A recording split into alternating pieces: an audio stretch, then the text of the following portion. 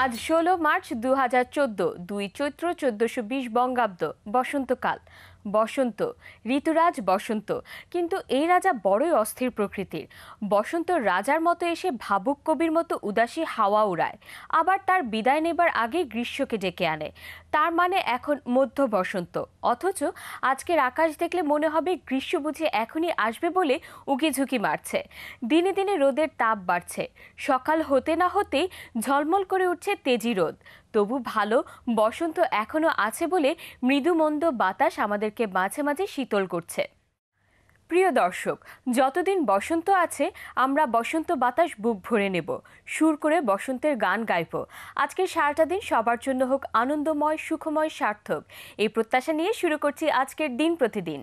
আজ দিন প্রতিদিনে রয়েছে আজ কোথায় কি, হাসি মুখ, জানেন হয়তো, চিরসুন্দর, অবসরে, স্বাস্থ্য কথন, আজকের বাংলা ভিশন এবং সবশেষে আনন্দ আড্ডা। আজ আনন্দ আড্ডায় আমাদের সাথে উপস্থিত রয়েছেন নাট্য পরিচালক শামীমা শাম্মী।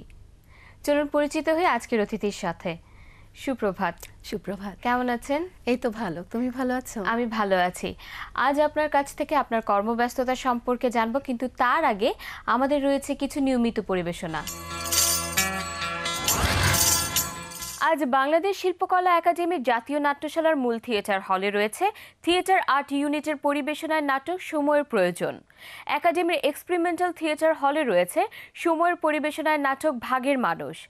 একাডেমির স্টুডিও থিয়েটার হলে রয়েছে তীরন্দাজ নাট্যদলের পরিবেশনায় নাটক অনৈতিহাসিক রাধাকৃষ্ণের পদাবলী। আজ আলিয়াস ফ্রাসেস দ্য ঢাকা লা গ্যালারিতে চলছে বিপদ ভঞ্জন সেন কর্মকারের কালার অফ ন্যাচারাল ডিসপোজিশন শীর্ষক চিত্র প্রদর্শনী।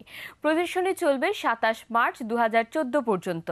সময় বিকেল ৩টা থেকে রাত ৯টা পর্যন্ত। আজ উত্তরার অ্যাথানা গ্যালারি অফ ফাইন আর্টসে চলছে শিল্পী হামিদুজ্জামান খানের পার্থিব সম্পদ শীর্ষক একক চিত্র প্রদর্শনী। প্রদর্শনী চলবে ৩১ মার্চ ২০১৪ পর্যন্ত। সময় প্রতিদিন সকাল ১০টা থেকে রাত ৮টা পর্যন্ত। জীবনের নানা জটিলতায় আমরা অনেকে হাসতে ভুলে গেছি। প্রাণখোলা হাসিতে মেতে উঠি না যেন কতদিন। তাছাড়া হাসবার মতো অনুষঙ্গ তো তেমন নেই, কিন্তু হাসি যে সর্বরোগের মহা ঔষধ। দর্শক, আপনাদের জন্য আমাদের এইবারের আয়োজন হাসি মুখ। তিন বন্ধু কথা বলছে তাদের বউ কে কত ভালো। তো প্রথম বন্ধু বলছে, আমার তানিয়া, তার কোনো জবাব নেই। সেদিন হাত থেকে পড়ে একটা কাপ ভেঙে গেল, এমন ভাবে জোড়া লাগাইছে দেখে বোঝাই যেতেছে না এটা কখনো ভাঙছিল। এই শুনে দ্বিতীয় বন্ধু বলতেছে, এ আর এমন কি, আমার সোনিয়া, সেদিন আমার একটা প্যান্ট ছিঁড়ে গেছে, এমন ভাবে সিলাইছে দেখা বোঝার উপায় নাই সেটা কখনো ছিঁড়ছিল। এই শুনে তৃতীয় বন্ধু বলতেছে, এইটা আর এমন কি, আমার গুবলু এত ভালো, সেদিন আমার একটা ময়লা শার্ট ধুয়ে দিছে, দেখা বোঝার উপায় নাই এটা কেউ ধুইছিল।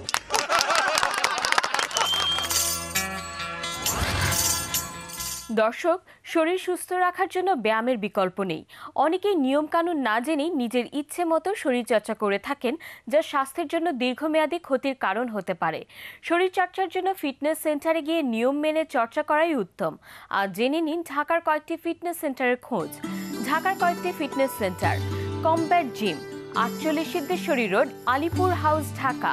Phone 0172626882৭। DR fitness, Dhaka regency hotel and resort, airport road, Nikunja ২, Dhaka. Phone 0289139112। Adonize fitness centre, Bashundhara city, level ৯ এবং ১০, Panthapath, Dhaka. Phone 0281588864। Radisson water garden, Dhaka health club, Radisson water garden, airport road, Dhaka cantonment, Dhaka. Phone 0287545555। Rupashi Bangla hotel health club, Rupashi Bangla hotel, ১ Mintu road, Dhaka. Phone 0283030001। Sonargaon health club, pan Pacific, Sonargaon, ১০৭ Kazi Nazrul Islam Avenue, Dhaka. Phone 0281404001। সুপ্রিয় দর্শক, আজকের চিরসুন্দর পর্বে আপনাদের জন্য রয়েছে Bangla vision archive থেকে একটি গান।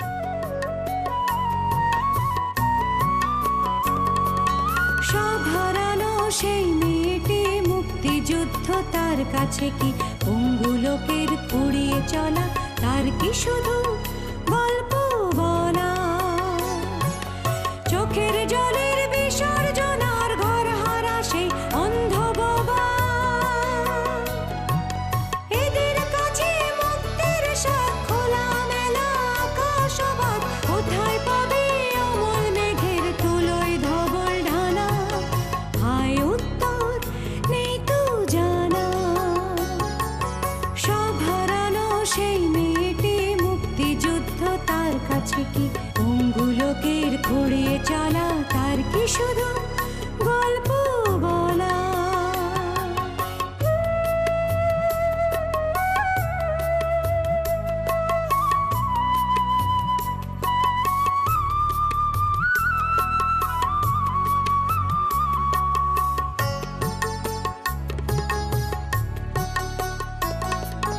গগন ছোঁয়া দালানগুলো মেঘের গায়ে আঁচড় কাটে, ছোট্ট ছেলের না খাওয়া পেট খিদে বলে ঘুমকে ডাকে। গগন ছোঁয়া দালানগুলো মেঘের গায়ে আঁচড় কাটে, ছোট্ট ছেলে না খাওয়া পেট খিদে ভুলে ঘুমকে ডাকে।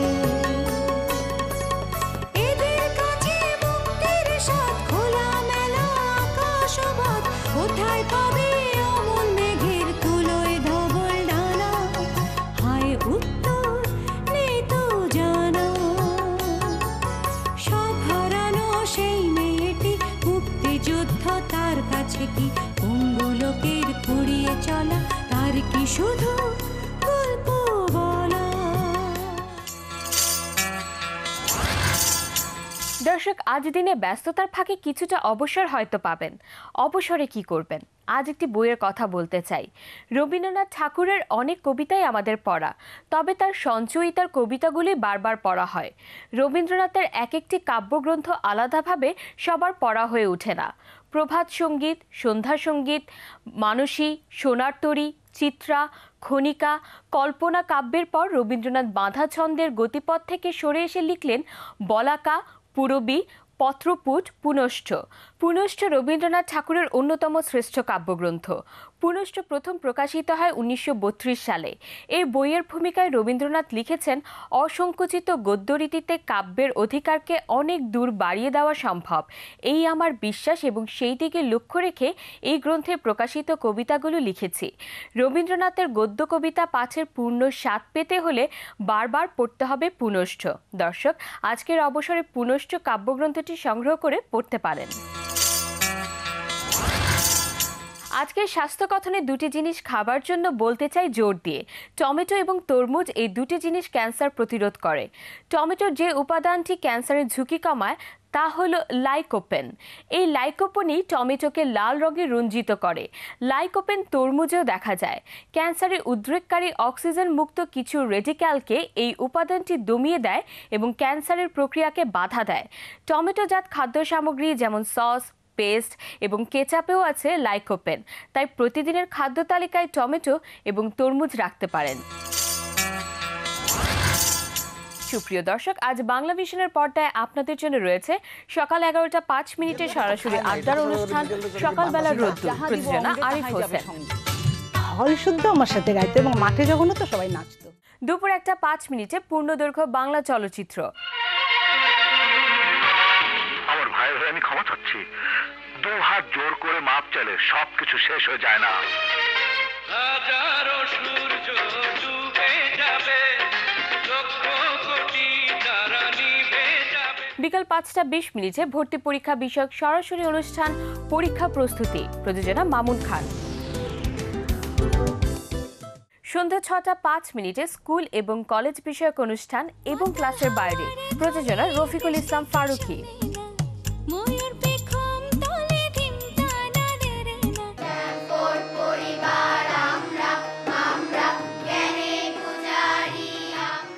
আজ সন্ধ্যা 6:30 দরিদ্র জনগোষ্ঠীর অর্থনৈতিক ও জীবনমান উন্নয়নে পল্লী কর্ম সহায়ক ফাউন্ডেশনের বিশেষ অনুষ্ঠান উন্নয়নে PKSF, প্রযোজনা আরিফ হোসেন।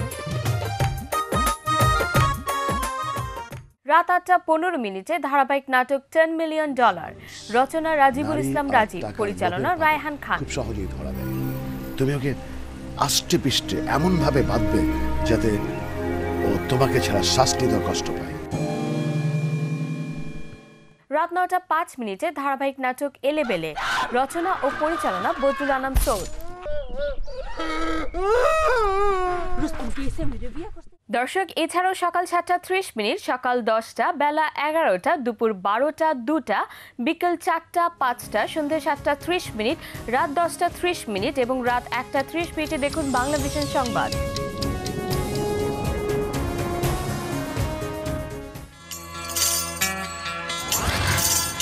এবারে আনন্দ আড্ডা। আজ আনন্দ আড্ডা আমাদের সাথে রয়েছেন শামীমা শাম্মী, নাট্য পরিচালক। আপু, আজ শুরুতে বলছিলাম যে আপনার কর্মব্যস্ততা সম্পর্কে জানতে চাই। শুরুই করে এটা দিয়ে যে কি কাজ নিয়ে এখন ব্যস্ত? নাটক নিয়েই তো এখন ব্যস্ত, নাটক পরিচালনা। আর আমার নাটক ম্যাক্সিমাম আমারই লেখা থাকে আর কি। তো এই লেখালেখি নিয়ে আর পরিচালনা নিয়ে, এটা নিয়ে ব্যস্ততা। এখন কি লিখছেন আমাদের জন্য? কতগুলো নাটক তো হয়ে গেছে, যাচ্ছে। নারী দিবসে আমার নাটক গেল, আর বাংলা ভিশনের সাথেও আগেও কাজ করেছি, সামনেও কাজ আছে। হ্যাঁ, আমরা কিছুটা শুনেছি যে সামনে আসছে ঈদ উপলক্ষে একটি প্রস্তুতি চলছে, সেটা সম্পর্কে আমরা একটু জানতে চাই। সেটা সম্পর্কে আসলে এখনই ডিটেলস কিছু বলতে চাই না, তাহলে তো আকর্ষণটাই থাকবে না। তো ওটা নিয়ে আর কি লেখালেখি চলছে এখনো। আর্টিস্ট এখনো তো ঈদ অনেক দেরি আছে, চিন্তা করছি যে কাকে নেব বা কে করবে আর কি। আপনার শুরুর গল্পটা শুনি। আমার শুরুটা কিন্তু নিজের অভিনয় দিয়ে, নিজের নাটক দিয়েই শুরু। একদম আমি শুরুতে ডলি আনোয়ার, তারপর আহসান আলী সিডনি, ডলি জহুর, এদের সাথে আমি কাজ করেছি একদম ছোটবেলায়। তো তারপর আমি উপস্থাপনা করতাম, অনেকদিন, দীর্ঘদিন উপস্থাপনা করেছি। তারপর মাঝখানে আমি কিছুদিন কাজ করিনি। আর লেখালেখির ব্যাপারটা তখনই আমার মাথায় আসলো। এবং একটা কথা আমার বলতেই হয় যে আমার পরিবার থেকে আমি প্রচন্ড সাপোর্ট পেয়েছি এই ব্যাপারে। বিশেষ করে আমার হাজবেন্ড আমাকে এই ব্যাপারটায় খুব উৎসাহ দিয়েছে আর কি, লেখালেখি এবং পরিচালনার ব্যাপারে। তো তখন থেকেই আমি যত না কনফিডেন্স আমার ছিল, ওর ছিল আরো বেশি হয়তোবা। তখন থেকেই মানে লিখতে লিখতে দেখলাম যে আচ্ছা, নাটক যদি করা যায়, এরকম চিন্তা নিয়ে। আরেকটা জিনিস হলো যে পরিবারকে, মানে আমরা যত কিছুই বলি না কেন, পারিবারিক সাপোর্ট না থাকলে কিন্তু, শুধু আমি নারীর ক্ষেত্রে বলবো না, সেটা পুরুষের ক্ষেত্রেও কাজ করাটা অনেক সহজ হয়ে যায় যদি সাপোর্ট থাকে। পুরুষের ক্ষেত্রে নারীর সাপোর্ট, নারীর ক্ষেত্রে পুরুষের সাপোর্ট, এটা খুবই দরকার সত্যি সত্যি। আর আমি অন্য রাইটারদের গল্প নিয়েও নাটক করেছি, মাসুম রেজার গল্প নিয়ে করেছি। তারপরে ফারুক হোসেন একজন আছে, ওনাদের স্ক্রিপ্টগুলো খুবই ভালো ছিল, ভালো ভালো চ্যানেলেই গেছে। আর বাংলা ভিশনেও গেছে, বাংলা ভিশনেও খুব ভালো একটা নাটক ছিল ফারুক হোসেনের লেখা। তো এগুলো নিয়েই মানে আমার সামনে চিন্তা ভাবনা। তো নিজের নাটক লিখছেন, এখন নিজের পরিচালক হিসাবে কাজ করছেন, সো নিজের নাটকে কি ইচ্ছে হয়েছে নিজে অভিনয় করি? না, এটা আমার কখনোই ইচ্ছা হয়নি। আরেকটা জিনিস হলো যে আমি মানে এতটা কনসেন্ট্রেশন দিয়ে, এতটা মনোযোগ দিয়ে কাজ করি, আমি নিজে অভিনয় করব এটা আমি কখনো মাথায়, আমার মানে আশাটাই অকল্পনীয় ব্যাপার আর কি। আমাদের আশেপাশে অনেক কিছু হয়ে থাকে, সেখান থেকে আমরা চরিত্রগুলো হয়তো পেয়ে থাকি এবং সেখান থেকে আমরা একটা চমৎকার গল্প পেয়ে যাই। তো আপনার ক্ষেত্রে কি সেরকমটি হয়ে থাকে যখন আপনি লিখতে বসেন? হ্যাঁ, এটা তো অবশ্যই আমার ক্ষেত্রে হয়েই থাকে, আমার মনে হয় সবার ক্ষেত্রেই এটা হয়ে থাকে। যখন আমরা কোথাও যাই, কাউকে দেখি, ওগুলো কিন্তু মাথায় থাকে। একটু ডিফারেন্ট কিছু চরিত্র দেখলে সঙ্গে সঙ্গে মনে হয় যে হ্যাঁ, নাটকেও যদি ওই জিনিসটা তুলে আনা যায়, বা ওইভাবে চিন্তাটা চলে আসে আসলে।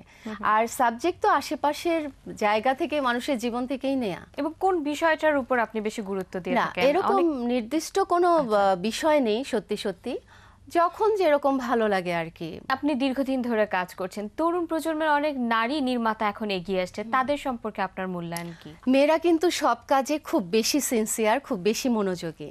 এবং একটা মেয়ে যখন বাইরে বেরিয়ে কাজ করতে আসে, তাকে কিন্তু ঘরের জিনিসটাও চিন্তা করতে হয়, অবশ্যই, তাই না? সুতরাং আমার মনে হয় তো ওদের মানে প্রতিভাটা অনেক বেশি। মানে এবং এই সুর ধরে আমি একটু টেনে বলতে চাই যে অনেক প্রতিবন্ধকতাও নিশ্চয়ই আমাদের মোকাবেলা করতে হয়। হ্যাঁ হ্যাঁ ডেফিনেটলি। সেই ক্ষেত্রে কি আপনার এরকম কিছু করতে হয়েছে? সেগুলো না কি করতে হয়েছে মানে প্রতিনিয়তই হয়তো আমরা সেগুলো ফেস করছি, আবার সেটা ম্যানেজও করে নিতে হচ্ছে, সেটা তো সবার ক্ষেত্রেই হয়ে থাকে আর কি। মেয়েদের ক্ষেত্রে হয়তো একটু বেশি হয়, সেটাকে আবার ম্যানেজ করতে হয়, এটাই আর কি। সবার জীবনে একটি স্বপ্ন থাকে, অভিনেতা, অভিনেত্রী কিংবা নাট্য পরিচালক, নাট্য নির্মাতা, যাই বলি না কেন, সবারই বড় পর্দার একটি স্বপ্ন থাকে, এবং সেই স্বপ্ন কি আপনিও নিশ্চয়ই দেখছেন? হ্যাঁ অবশ্যই আমি দেখছি, তবে এখনই না। আমি চাচ্ছি যে আমি আরো কিছুটা নিজের থেকে তৈরি হতে চাই। আমি যখন নিজে মনে করব যে আমি বানাতে পারি, তখন আমি বানাবো। আমাকে অনেকেই বলছে, অনেকেই উৎসাহ দিচ্ছে, কিন্তু আমি নিজের থেকে সেটা মনে করছি না। আপনি যে বললেন যে তৈরি হয়ে ওঠা, তরুণ প্রজন্ম কি তৈরি হয়ে আসছে? এর জন্য কি তাদের প্রাতিষ্ঠানিক কোনো শিক্ষার প্রয়োজন রয়েছে? প্রাতিষ্ঠানিক শিক্ষার তো অবশ্যই প্রয়োজন রয়েছে, কিন্তু আমাদের দেশে তো সেইভাবে সেটা নেই। বাইরে হয়তো কিছু আছে যারা খুবই আগ্রহী, তারা বাইরে যেয়ে পড়ে আসছে বা শিক্ষাটা নিয়ে আসছে। তবে তারপরেও আমি বলবো যে তরুণ প্রজন্ম কিন্তু অনেক বেশি প্রতিভাময়ী। আজকে যে আর্টিস্টটা একটা ক্যারেক্টার করছে, নাটক করছে, পরের দিনই দেখা যাচ্ছে সে টোটালি একটা ডিফারেন্ট ক্যারেক্টার করছে, এবং সে ক্যারেক্টারের মতো সে হয়েই যাচ্ছে, এক রাতের ডিফারেন্সে, হ্যাঁ, পার্থক্যে। সো ওদেরকে আমার অনেক বেশি ট্যালেন্টেড মনে হয়। এই যে আপনি বলছিলেন যে আমাদের দেশে প্রাতিষ্ঠানিক শিক্ষার জায়গাটা কম, সেক্ষেত্রে আপনি নিজেকে নিজে তৈরি করছেন। হয়তো বা এমন কেউ আজ একজন বসে আমাদেরকে দেখছেন যিনি নিজে ভবিষ্যতে চলচ্চিত্র নির্মাণ করতে চাইবেন, সেক্ষেত্রে কি করে নিজেকে গ্রুম করতে পারেন? আমি নিজেরটা বলতে পারবো, আমি প্রচুর বই পড়তে ভালোবাসি, আমি প্রচুর বই পড়ি এগুলোর উপরে, এবং ভালো ফিল্ম দেখতে পছন্দ করি। ফিল্ম দেখলে কিন্তু অনেক কিছু শেখা যায়, ভালো ছবি, ভালো মুভি, ওখান থেকে অনেক কিছু আমি সত্যি সত্যি শিখতে পারি, আমি শিখেছি। এবং তৈরি হওয়ার ব্যাপারটা, আমি আজ হয়তো একটা কাজ করছি, আমার নিজের কাজ আমার কখনোই কিন্তু ভালো লাগে না। একটা কাজ করার পর মনে হয় কিছুই করতে পারলাম না, কিছুই হলো না সত্যি সত্যি, এবং তখন সেই ভুলগুলোকে আমি আবার পরের কাজে শুধরানোর জন্য চেষ্টা করে থাকি। এইভাবেই শেখাটা আর কি, এভাবেই শিখছি। তারপর বই পড়ে, যারা এই ব্যাপারে অনেক কিছু জানেন তাদের সাথে কথা বলে, শেখার তো আসলে শেষ নেই। এবং বড় প্রতিযোগিতাটা আসলে দিন শেষে আমার নিজের সাথে, হ্যাঁ হ্যাঁ একদমই তাই। আমি আসলে কতটুকু ভালো করতে পারলাম আমার লাস্ট কাজের চেয়ে, এটা কিন্তু আমার সাথেই কম্পিটিশনটা হচ্ছে সবচেয়ে বেশি। এবং আজ যেহেতু অনেক চ্যানেল চলে এসছে, আমরা কি নাটক নির্মাণ শৈলীর দিক থেকে কোনো পার্থক্য দেখতে পাচ্ছি, ভ্যারিয়েশন দেখতে পাচ্ছি? আমি যদি অনেক বেশি কাজ করি, আমারই একটা সময় এরকম ধৈর্যটা থাকবে না, বা আগ্রহটা কমে যাবে। আমি অল্প কাজ করলে যে সিনসিয়ারিটিটা নিয়ে কাজ করব, বা আমার যেই মনোযোগটা, যে ধৈর্যটা থাকবে, সেটা সবার ক্ষেত্রেই হচ্ছে। আসলে বেশি নাটক হচ্ছে, ভালো নাটক হচ্ছে না তা কিন্তু না, হচ্ছে যেটা যে এত নাটকের ভিড়ে ভালো নাটকগুলো হারিয়ে যাচ্ছে, আমরা হারিয়ে ফেলছি, এটা হচ্ছে। অনেক চমৎকার একটি কথা বলেছেন। জানতে চাইবো, আপনার ভবিষ্যৎ পরিকল্পনা তো চলচ্চিত্র বানানো, কিন্তু কোনো স্বপ্ন কি আছে? ভালো কাজ করতে চাচ্ছি, আমি অনেক কাজ করছি তা কিন্তু না। আমার মনে হয় যে কাজের সংখ্যার কিন্তু অনেক দরকার নেই, কাজের কোয়ালিটিটার দরকারটা অনেক বেশি। আমি জানি না কি বানাচ্ছি সত্যি সত্যি, তবে আমার সিনসিয়ারিটি দিয়ে আমি যতটুকু পারি, আমার পরিশ্রমটা আমি পুরোপুরি দিচ্ছি আমার কাজে, এটাই আমার স্বপ্ন। অনেক ধন্যবাদ। আজকে চমৎকার সকালে আপনি আমাদেরকে সময় দিয়ে আরো সকালটা সুন্দর করে দিয়েছেন। দর্শকদের উদ্দেশ্যে যদি আপনার কিছু বলার থাকে। তোমাকে অনেক ধন্যবাদ, আর দর্শকদের উদ্দেশ্যে আমাকে এত সুন্দর একটি অনুষ্ঠানে আমন্ত্রণ জানানোর জন্য সবাইকে ধন্যবাদ। বাংলা ভিশনকে ধন্যবাদ, বাংলা ভিশনের দর্শকদের ধন্যবাদ। প্রিয় দর্শক, এতক্ষণ কথা হচ্ছিল অতিথির সাথে, এবার সময় হলো বিদায় নেবার। আমরা আপনাদের মতামত আর ইচ্ছের প্রতিফলন ঘটাতে চাই এই অনুষ্ঠানে। মতামত আর ইচ্ছের কথা জানাতে আমাদের কাছে লিখুন এই ঠিকানায়। প্রযোজক দিন প্রতিদিন, Bangla vision news tower, 110 Bir Uttom CR Dutta road, Dhaka 1205। Phone 963203 থেকে 4। আমাদের ইমেল অ্যাড্রেস dinprotidin@banglavision.tv। বিশ্বখ্যাত রূপকথাকার অস্কার ওয়াইল্ড বলেছেন, যেখানে দুঃখ আছে তার পাশে একটি পবিত্র অঙ্গন আছে। দর্শক, আপনারা ভালো থাকুন, সুন্দর থাকুন। আজ সারাটা দিন সবার জন্য হোক শুভ।